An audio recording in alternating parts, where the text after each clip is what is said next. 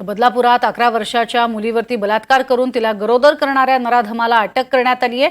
या प्रकरणी पोलिसांनी आरोपीला तेलंगणा राज्यातनं पकडून बेड्या ठोकल्यात। आरोपीला 31 ऑगस्टपर्यंत कोर्टानं न्यायालयीन कोठडी सुनावली आहे। जून महिन्यात हा गुन्हा घडला होता।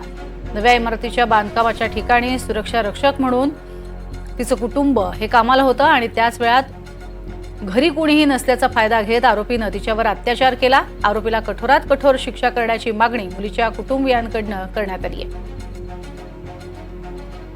प्रकरणा मी ज्यावेळेस इथे हजर झालो त्यावेळेस हे पहिलेच प्रकरण माझ्यासमोर दिसत होतं। त्याच्यानुसार मागचं पण आढावा घेतला असता मागील 1 महिन्यापूर्वी असाच एक पोस्कोचा गुन्हा घडला होता।